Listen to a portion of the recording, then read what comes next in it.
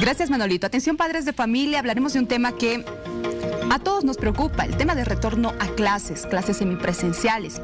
Ya en La Paz, las autoridades han determinado, sí, el retorno, pero progresivo. Estamos hoy con el viceministro de Educación Regular, Bartolomé Puma, a quien quiero saludar a esta hora. Bienvenido, un placer. Muchas gracias, Vania. A ver, viceministro, ¿cuántos estudiantes ya han retornado a esta modalidad? Miren, en la última semana del mes de julio tenemos, por ejemplo, en la modalidad a distancia, 2.209.670 estudiantes que están asistiendo en la modalidad a distancia a través de plataformas educativas. En la modalidad semipresencial, 634.609 estudiantes que están... Más de 600.000 entonces. Más de 600.000 están asistiendo a las clases semipresenciales. Y a las clases presenciales, más de casi 300.000 estudiantes están asistiendo, principalmente en las áreas rurales. ¿Es obligatorio el retorno a clases? Bueno, en estas tres modalidades es flexible porque los estudiantes pueden optar cualquiera de estas tres modalidades y los maestros y maestras también, pero principalmente en las ciudades capitales estamos trabajando en la modalidad a distancia por la situación de la pandemia, ¿no?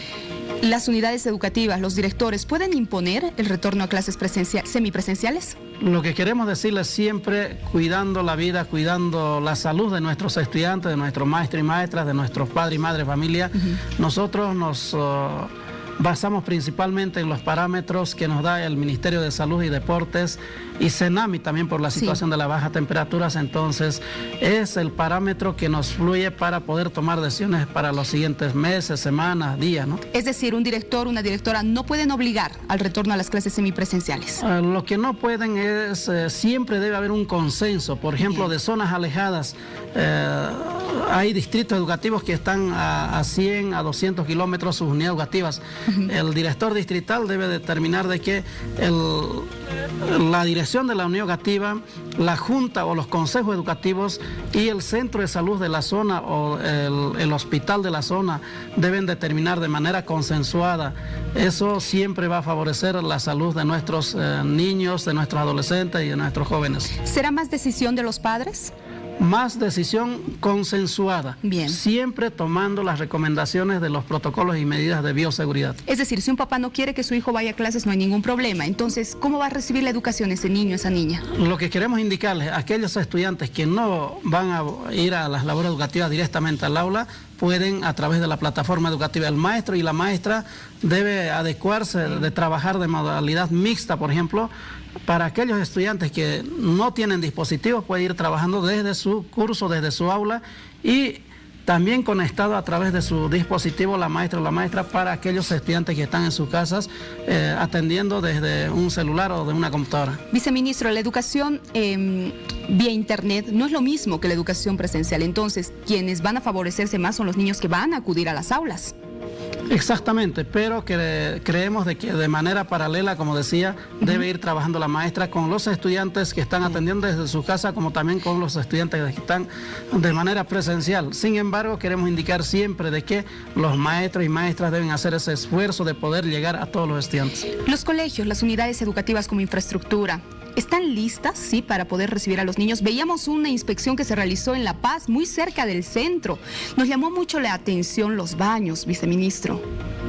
Bueno, de acuerdo a las normativas en actual vigencia, la ley 070, Avelino Señal y Lizardo Pérez, nos indica de que los gobiernos autónomos municipales son los encargados de dotar, financiar el equipamiento. Entonces, si hablamos de equipamiento, también están ahí incluidos los protocolos y medidas de bioseguridad, el mantenimiento de los baños higiénicos, todo lo concerniente a la infraestructura. Sin embargo, nosotros desde el 20 de diciembre del año 2020 hemos venido insistiendo, reiterándoles una y otra vez, inclusive a los actuales alcaldes que están de La Paz y del Alto, de manera directa hemos enviado notas, aparte de que nosotros hemos enviado también las notas y reuniones que hemos tenido con la FAN, que asocia, una organización que asocia a los gobiernos autónomos municipales, y por lo tanto deben preocupar deslindarse también los gobiernos autónomos municipales de sus responsabilidades con la educación. Claro, si un municipio pretende retornar a las clases semipresenciales, tiene que hacerlo en las mejores condiciones, con la infraestructura adecuada para los niños. Caso contrario, esto no será posible. Viceministro, ¿qué pasa si el riesgo aumenta? ¿Qué pasa si en un curso, en un colegio, hay contagios de coronavirus? Miren, quiero poner un ejemplo. Sí. Nosotros, los maestros y maestras de las fronteras, estaban trabajando en Puerto Quijarro, San Matías, en Pando, estaban trabajando en la modalidad semipresencial. Cuando nos acechaba la tercera ola de Brasil, hemos tenido que volver a la modalidad a distancia. Entonces es flexible lo que decía, las tres modalidades. En caso de que vemos el riesgo, inmediatamente volvemos a la modalidad a distancia, o si no hay riesgo, entonces vamos a la modalidad semipresencial o presencial. ¿Los niños tienen que comprarse útiles, uniformes a estas alturas del año si retornan a las semipresenciales o no? Miren, nosotros, el Ministerio de Educación, hemos distribuido más de 2.800.000 textos de aprendizaje para educación inicial en familia comunitaria, para educación primaria comunitaria y vocacional, para educación secundaria comunitaria productiva. O sea, los textos de aprendizaje han llegado a todos los estudiantes al 100% esta gestión en el segundo trimestre, para que ningún estudiante quede al margen del texto de aprendizaje, y eso favorece para el trabajo del docente, para el trabajo de los estudiantes en sus casas, ya sea en la modalidad a distancia como también en la modalidad presencial o semipresencial. Entonces no es obligatorio. No es obligatorio, pero creemos de que, por ejemplo, ayer estábamos haciendo un recorrido por el Alto en la feria, y cualquier cantidad de venta de guardapolvos, estaban comprando materiales, evidentemente, como también las insignias tuve que imitar seguro. Por el aniversario de nuestro mes patrio.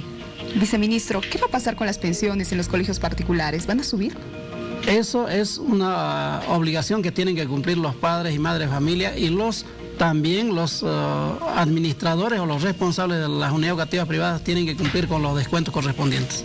Y si es que vuelven a las semipresenciales, bueno, aumentará ese monto, ¿no? Exactamente. Bien, viceministro, para cerrar, tal vez algún padre de familia, mamá, recién se está conectando con nosotros, por favor. ¿Mandan o no a sus hijos hoy a clases?